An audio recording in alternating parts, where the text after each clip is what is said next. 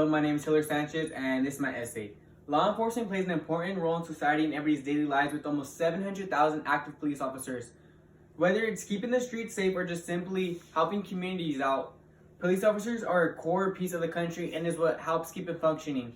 Good afternoon, ladies and gentlemen. The major that I chose for my academic career and the subject of my speech today is criminal justice so that I can become a police officer or something along that career field line one day.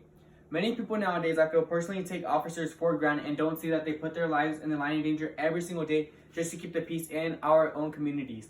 Within the past year, a lot of people follow the hashtags on social media and multiple protests around the world which say to defund the police and even goes as far as saying to abolish the police entirely. In my speech today, I will be explaining to you the academic and training requirements to become a police officer, what a police officer's everyday looks like, and what we need and why we need police in our country.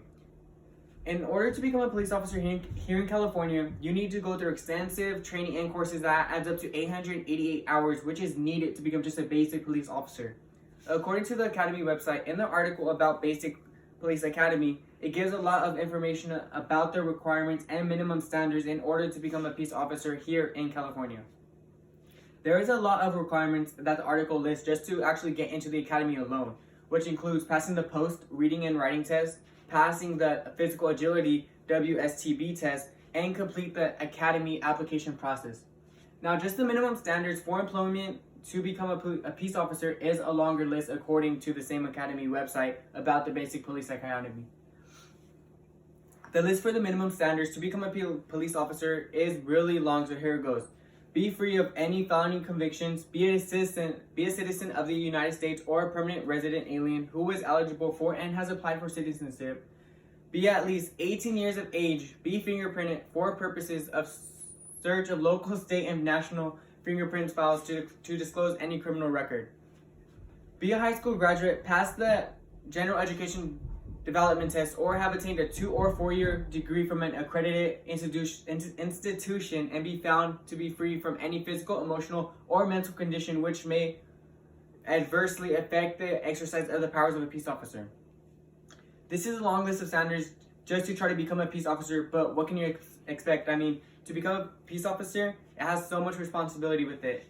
And I just feel like a lot of people who think cops are all bad are just blinded by hate and anger and don't truly see that there are a lot of good police officers out there who have gone through a lot of training to be able to serve their communities. Police officers go through extensive training so that eventually they can one day become a servant of the people and protect everyone in their community, even the ones who want to abolish the police. Many people who are against police officers probably don't see how much they honestly go through on a daily basis alone, and how much are actually put on their plate every time they put on that badge. All in one day on the job as a cop, one may go through so many different emotions since each and every day has them face new challenges to overcome. In the article, A Day in the Life of a Cop, written by Timothy Rufa, it explains how a police officer's day may go just depending on the day and circumstances. The article states that you wake up for your shift, you get ready for the day by showering, shaving, throwing on your ballistic vest, zip up your uniform shirt, strap on your belt, and mentally prepare for what the day ahead may bring, which can be anything in life as a cop. Anything can happen suddenly within seconds when on duty.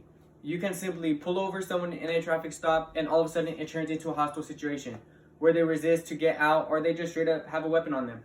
By the end of the day, you can feel like an entirely different person than you did in the morning because of the things and emotions that you went through in the course of 10 hours. Yes, being a police officer has a lot of perks and benefits, but it also comes with so much downsides, coming home later than you should have been, always on the edge, and just so much more. In the same article from previously, it goes on to explain how being a police officer has so much to do every single day. You can get a call in about a car crash and you arrive on scene and to see that it was deadly. You may go to someone's house to go tell them that their husband or wife or mom or dad that someone just died in their family, which can be super emotional. After a long day of that, imagine that you're almost off with 15 minutes to go and you see a car swerving because of a drunk driver. So you pull them over and you take them to jail. What was supposed to be 15 minutes just turned to an hour or two for booking, then paperwork on what happened. So now you get to come home later than you were supposed to.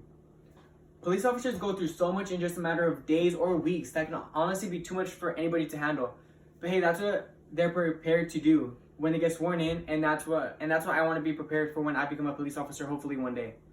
With all the things that go on in the country and all of the police-related things that happened this past year, I believe that police officers are needed to keep the peace.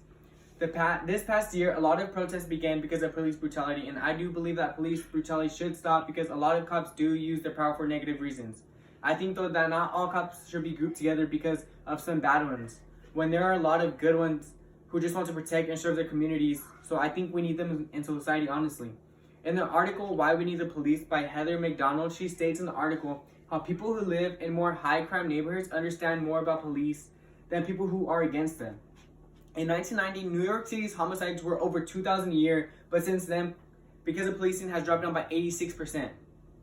A lot of people who say that we should abolish police, I feel like just don't understand that we need police for these type of things going on, like in our country. I want to become a police officer to save people. Someone in my family was shot and killed a few years back when he was walking home, and without police, they wouldn't have found the guy who did it.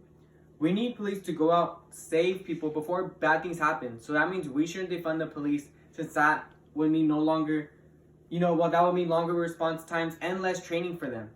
In the same article as before, it goes on to say that officers need more training to de-escalate situations before they could get bad and then bring in the violence. Police officers should be given more training since police brutality does actually happen a lot and should be stopped. So instead of defunding it, they should just keep the budget and put more of that budget into training, since a lot of them just don't even try to use the training that they had got from their training before and could actually help avoid cause casualties. Police are given a lot of backlash because of the bad apples of the bunch. That makes a lot of them look really bad, even though some are just really good men and women who just want to make a difference. Being a police officer takes a lot and isn't easy at all. It's a very hard career path to follow since there are so many reasons not to follow through with it. However, to protect and serve the people is a great honor, and I can't wait until I can do that myself. During this speech, I explained to you the training and requirements to become a police officer, the daily life of one, and what they may have to go through because of their job, and why it is important to have police officers in our society. The world needs police officers in order to keep the peace and keep the people safe, which is pretty much the whole point of them. Without them, there would be complete chaos going on. Honestly, just don't take police for granted, because without them, who knows how much more bad stuff would happen to any of us. And